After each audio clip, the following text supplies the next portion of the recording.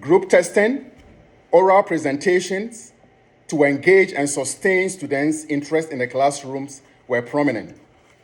The critical consciousness is about teachers and students developing leadership competencies.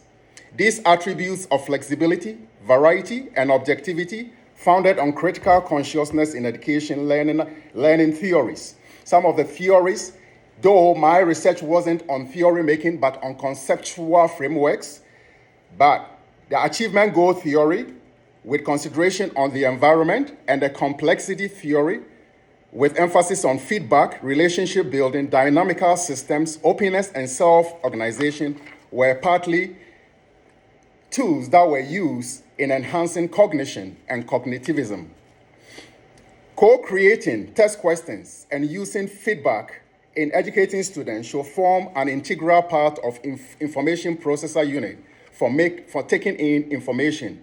In applying these processes of information in real life sustains differential grading in curtailing streaming. The next steps. Participants may not have taken the interest in doing credible member checks when the transcribed interview scripts were sent back for review to confirm by locating the glitches, making corrections, and adding or subtracting what did not represent them.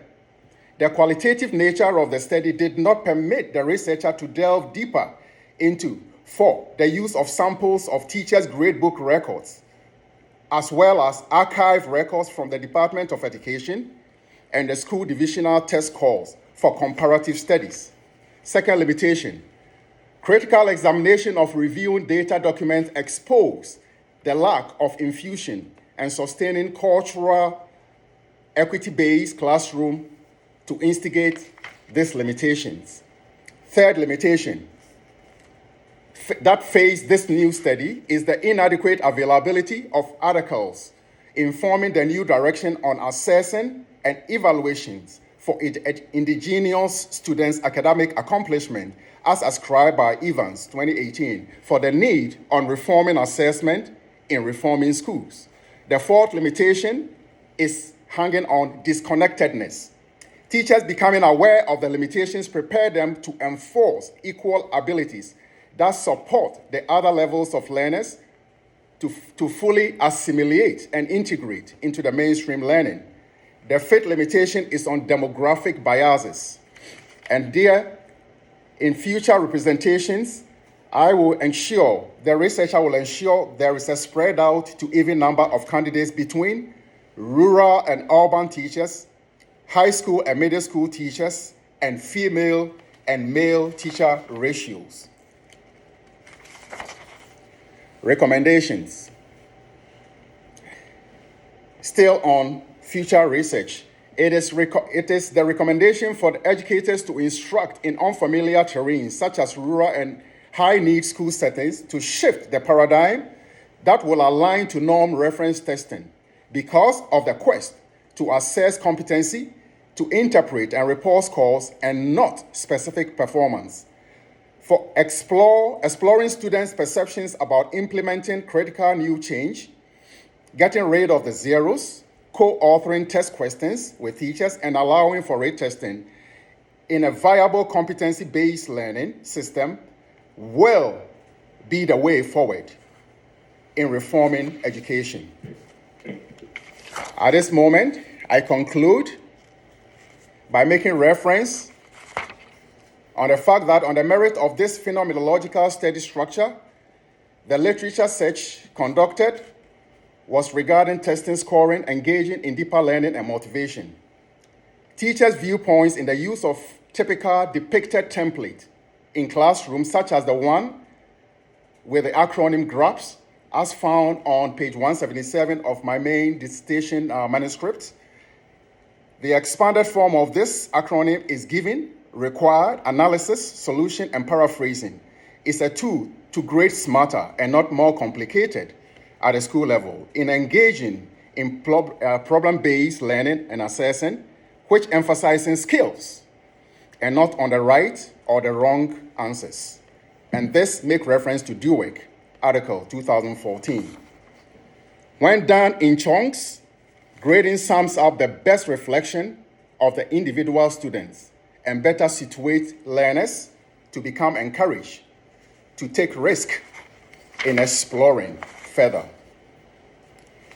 At this point, I humbly thank you once again. My name is Appiah-Odame Eric, a final year doctoral student in the K-12 educational leadership.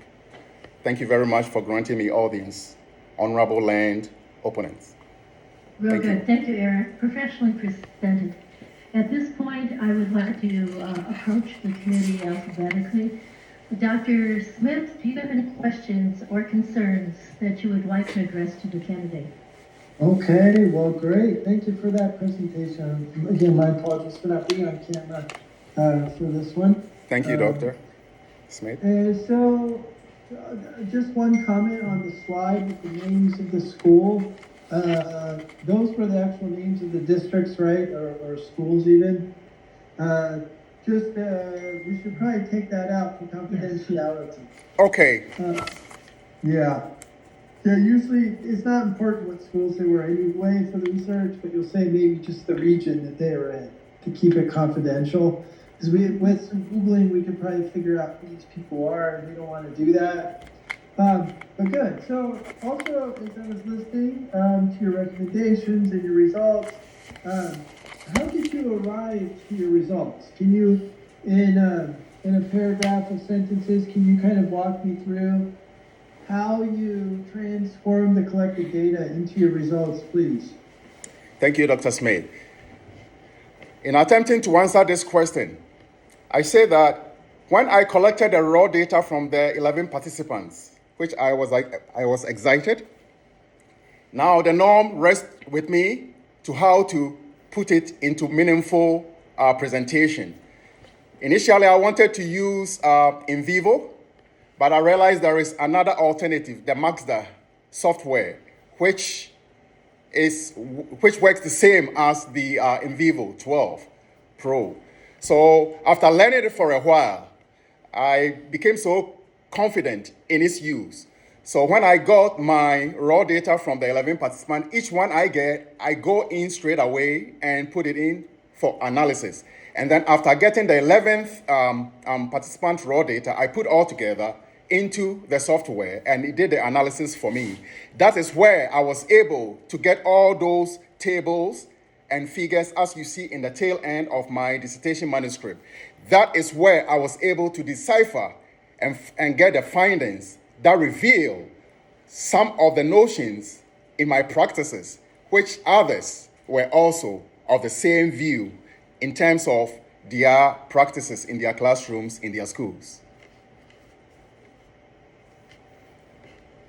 Okay, yeah, and let's just say Matt's QDA organizes the data, but doesn't actually do the analysis for you. You did all the heavy lifting, okay? It just helped you organize things, just like a Word document does to help you to write a dissertation. It's just a tool that you used. Yes.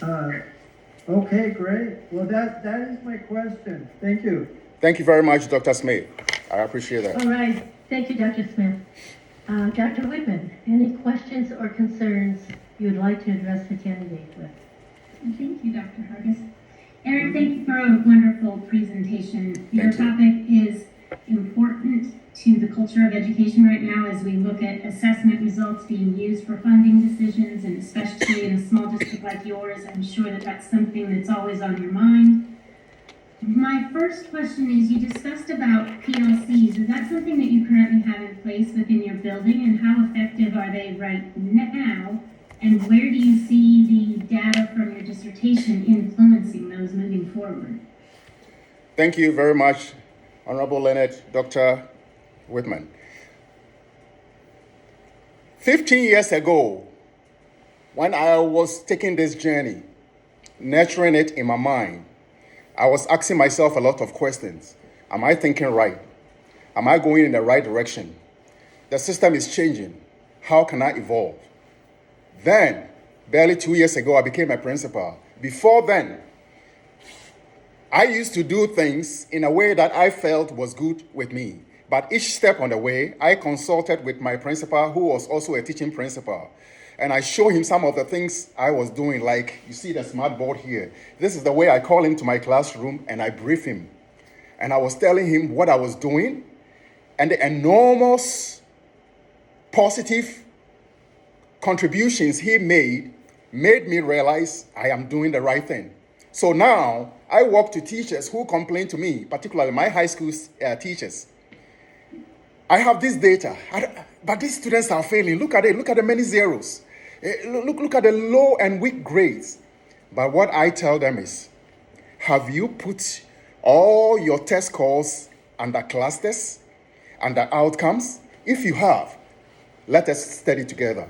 Then I sit with them for a few minutes, show them how out of every cluster, every group, these teachers can pick what represent the students. And so now that they are able to pick what represent the students under each outcome, they are able to bring them together and